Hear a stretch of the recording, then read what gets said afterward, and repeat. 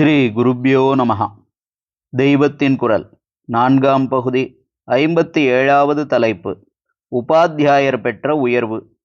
ரொம்பவும் பொருத்தமாக வேத சம்பந்தத்தில் உண்டான உபாத்தியாயர் அல்லது வாத்தியார் என்ற பெயரையே பிற்கால டீச்சர்களுக்கு வைத்து விட்டார்கள்.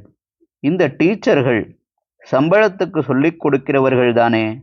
ஜீவனோபாயத்துக்காக போதிக்காமல் போதிப்பதுதான் நம் ஜீவ தர்மம் என்று இருந்த நிஜமான ஆச்சாரியர்கள் குறைந்து குறைந்து உபாத்தியாயர்கள் வளர வளர உபாத்தியாயர் அதாவது வாத்தியார் என்ற பெயர் இன்ஃபீரியாரிட்டியை குறிப்பதாக இல்லாமல் மதிப்புள்ளதாகவே ஆகிவிட்டது.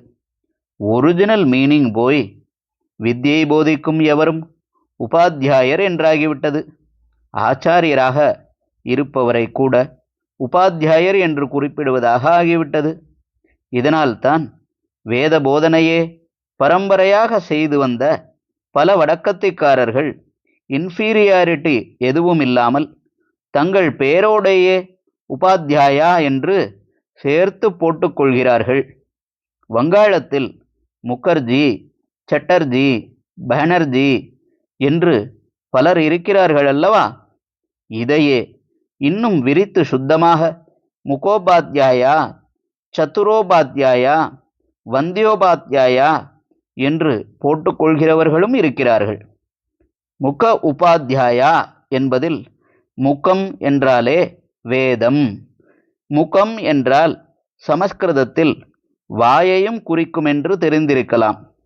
வாய் என்பது வார்த்தையை குறிப்பது. வார்த்தை என்றாலே வேத வாக்குத்தான் என்று கருதி வேதத்துக்கும் முகம் என்று பெயர் வைத்திருக்கிறது.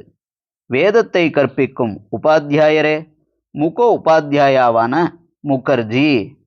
சத்துரோபாத்தியாயா என்பதில் வரும் சதுர் சட்டர்ஜியில் சட்டர் என்றாகியிருக்கும் சதுர் என்ற சதுர்வேதங்களை குறிப்பதுதான். ராமகிருஷ்ண பரமஹம்சர் ஒரு சட்டோபாத்தியாயா குடும்பத்தில் பிறந்தவர்தான். அவருடைய பத்னி ஹோலி மதர் என்கிறார்களே, அந்த அம்மாளுடைய பிறந்தகத்தினர் முகோபாத்தியாயர்கள்.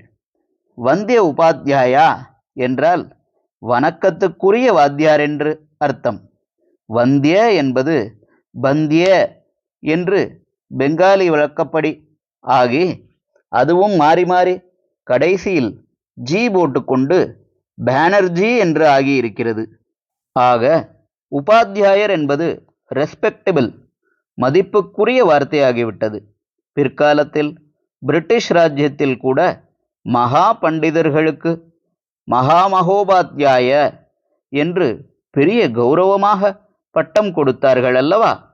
இந்த பட்டம் வாங்கினவர்களில் பல பேர் மிக உயர்ந்த ஆச்சாரிய லட்சணத்தோடு வருமானத்தை பற்றிய எண்ணமே இல்லாமல் தங்கள் கை காசையும் சொத்தையுமே செலவழித்தும் கூட குருகுலம் நடத்தியவர்கள். ஹரஹர சங்கர, ஜெய ஜெய சங்கர. தெய்வத்தின் குரல் மேலும் ஒலிக்கும்.